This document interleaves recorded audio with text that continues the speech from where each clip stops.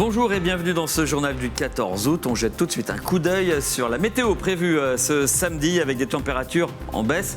Les maximales atteindront quand même 34 degrés. Notre territoire reste classé en vigilance canicule orange au moins jusqu'à samedi. En période de canicule et de sécheresse, l'alimentation en eau des communes peut devenir un véritable casse-tête. À Blois, où l'eau provient de la Loire et du sous-sol, on anticipe une baisse supplémentaire du niveau du fleuve tout en préservant les nappes phréatiques. Avec cet interminable épisode caniculaire, les îlots de fraîcheur mis en place par les communes restent prisés. À Saint-Avertin, certains y ont leurs habitudes, d'autres viennent d'en franchir la porte. Une parenthèse au frais le temps d'une après-midi. Et puis bison futé, voie noire ce week-end sur les routes et autoroutes de France. Une fréquentation qui va poser la question des déchets, puisqu'un automobiliste sur 5 déclare encore jeter ses détritus par la fenêtre de sa voiture. Plusieurs tonnes sont ramassées chaque jour sur le réseau Vinci. Lucas Chopin a suivi une patrouille aujourd'hui sur l'A10.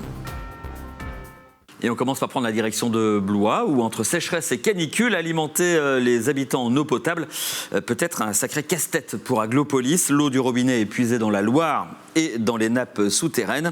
Deux ressources qu'il faut préserver, d'autant que le niveau du fleuve va continuer à baisser dans les prochains jours. Gabriel Zillard. Depuis jeudi, des engins de chantier investissent les bords de la Loire à Blois. Ces travaux visent à désensabler une partie du chenal alimentant les 2 stations de pompage. Couplées au forage des nappes, elles permettent d'alimenter en eau potable les 50 000 habitants de l'agglomération. Donc l'eau arrive ici par le chenal, le grand chenal qu'on est en train de curer. Elle rentre dans les exhors qui sont là et dans la structure qui est là, on a 4 pompes qui les envoient ensuite vers l'usine. En temps normal, l'eau produite pour l'alimentation des communes est le fruit d'un mélange à 60% d'eau de la Loire et 40% d'eau de forage. Mais ces dernières semaines, le faible débit du fleuve, couplé à une température de surface trop élevée, ont poussé la communauté d'agglomération de Blois à inverser cette répartition. Le niveau de la Loire est le niveau le plus bas connu au niveau de l'usine. On a atteint le niveau le plus bas connu au niveau de l'usine. Ça remonte un petit peu, mais vu ce qui est prévu dans les semaines à venir au niveau du soutien d'étiage, ça devrait redescendre. En voyant les différentes alertes, c'est là qu'on s'est dit qu'il fallait se mettre en capacité de répondre si on ne pouvait plus utiliser la Loire. Pour l'heure, la production d'eau potable est de 11 000 m3 par jour contre 17 000 il y a 2 mois. La diminution du pompage de la Loire ainsi que les travaux de désensablement sont donc aujourd'hui les mécanismes d'une situation sans précédent et vouée à se répéter dans les prochaines années. C'est cette situation inédite qui nous invite en fait à trouver des solutions pour pouvoir faire perdurer l'alimentation en eau de la population notamment. Et c'est une manière de se dire si demain l'eau devait continuer à baisser sur la Loire, voir nos capacités à se passer de la Loire. Et on voit qu'on serait en capacité de le faire, mais qu'on doit forcément adapter la production et la distribution de l'eau. Les travaux sur le lit du fleuve se poursuivront jusqu'au 19 août prochain.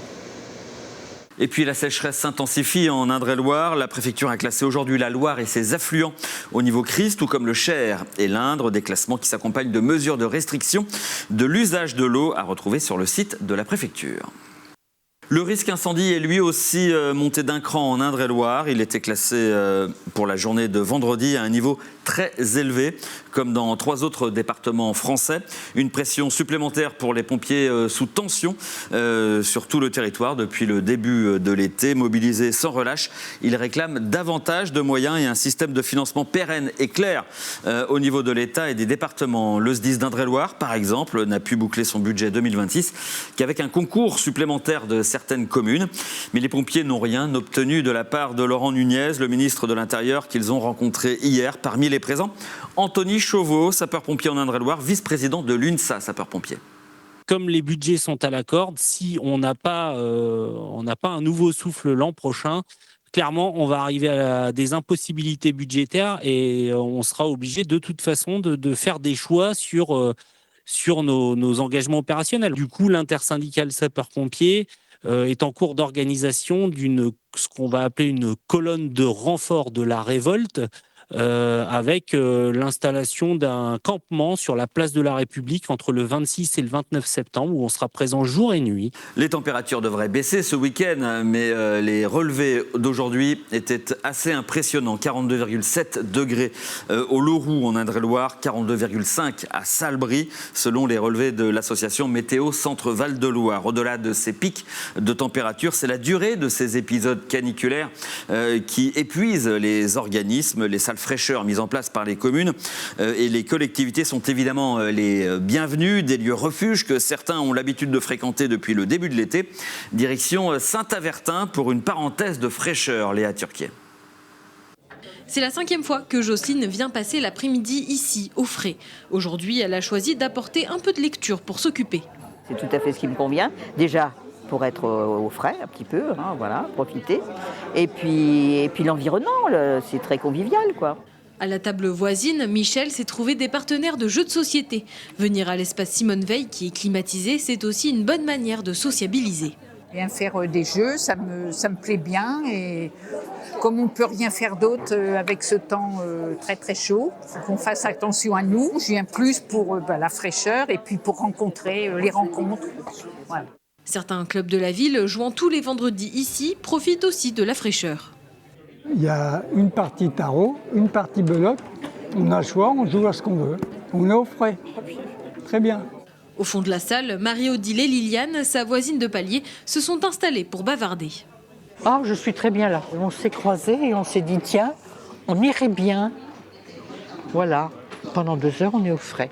C'est la 4e année consécutive que la ville de Saint-Avertin met à disposition des salles climatisées lors des fortes chaleurs.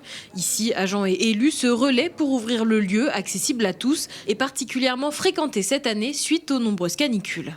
Ce projet est porté par le CCAS de la ville. Donc chaque année, avant l'été, les personnes qui le souhaitent peuvent s'inscrire sur un registre, en fait se signaler.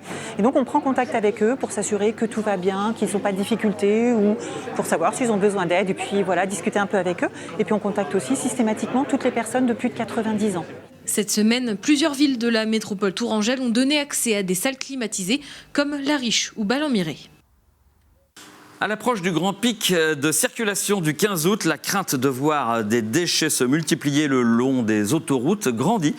Selon une étude de Vinci, plus d'un automobiliste sur 5 reconnaît encore jeter ses déchets par la fenêtre.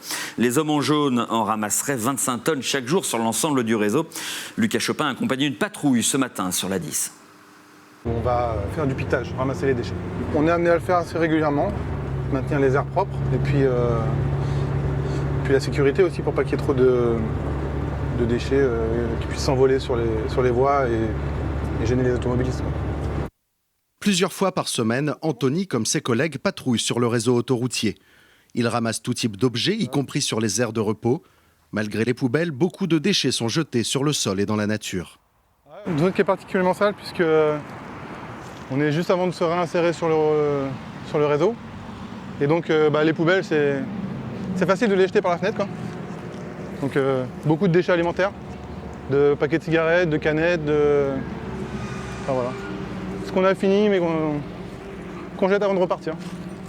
Ça c'est l'un des fléaux, bouteille d'urine. Les déchets collectés sont ensuite triés.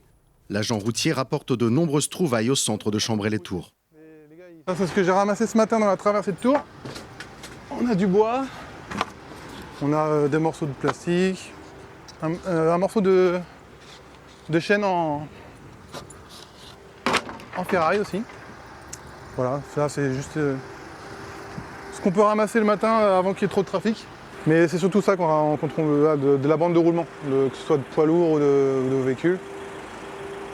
Dès qu'il y a une crevaison, surtout les bandes de poids lourds, enfin les bandes de roulement de poids lourds, là on est sur quelque chose qui peut peser 30-40 kg quoi. Une étude réalisée par la Fondation Vinci Autoroute montre que les Français trient moins leurs déchets sur leur lieu de vacances. Près d'un Français sur 4 reconnaît d'ailleurs jeter des détritus par la fenêtre sur l'autoroute. Et près d'une personne de moins de 35 ans sur 2 jette des déchets par terre sur la voie publique. Pour y remédier, sur son réseau, Vinci Autoroute mise sur la sensibilisation et multiplie le nombre de bacs de tri.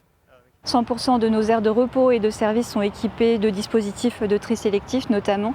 Et en effet, on voit que ça fonctionne puisqu'il y a eu une précédente enquête et justement qui dit que depuis 2015, les Français trient de plus en plus et notamment sur nos aires de repos. Là, on se trouve en fait devant les containers semi-enterrés qui permettent aux usagers de pouvoir trier leurs déchets.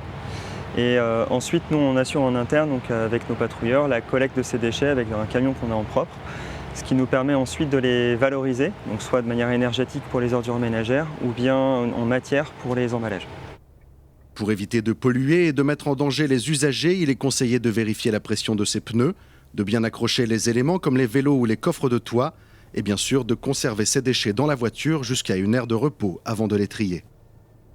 Et pour une première participation, c'est un coup de maître. La Tourangelle Elena Cola a décroché jeudi le bronze au concours général lors des championnats d'Europe de gymnastique qui se tiennent en ce moment même à Zagreb. À seulement 16 ans, la pensionnaire du club d'Avoine Beaumont dispute sa première saison professionnelle. Elle a été devancée sur le podium par 2 gymnastes russes, dont la championne du monde en titre. Elena Cola disputera les finales de la poutre et du sol samedi. On l'écoute au micro de Victoire Alonso. J'ai essayé de rester assez sereine, même si au bar, ça s'est pas trop vu, mais sur le reste des agrès, j'étais assez sereine. Donc, je reste un peu dans le même mood pour les finales par agrès et pour les finales équipes. Et forcément, il y a plus de niveau, surtout avec le retour des Russes. Si je faisais un match parfait, je savais que je pouvais aller chercher Angelina Menkova. Ça n'a pas été le cas, donc je me suis juste battue jusqu'au bout et puis j'ai été chercher la place que je pouvais prendre. Je loupe la finale où je savais que j'avais le plus de chance d'un résultat. Donc sol et poutre, c'est juste du plus, juste se faire plaisir. Et puis s'il y a un résultat, tant mieux. Et s'il n'y a pas de résultat, ce ne sera pas grave. Au moins, je me serais dépassée. Et on termine par ces images d'une naissance rare au zooparc de Beauval. Un petit okapi est né hier. Le seul en France cette année, le second en Europe. Le premier pour la femelle qui a donné naissance à ce petit. Le zooparc de Beauval n'avait pas connu de naissance d'okapi depuis 8 ans. C'est la fin de ce journal. Merci à vous de l'avoir suivi. On se retrouve lundi pour une prochaine édition. Passez un excellent week-end sur Val de Loire TV.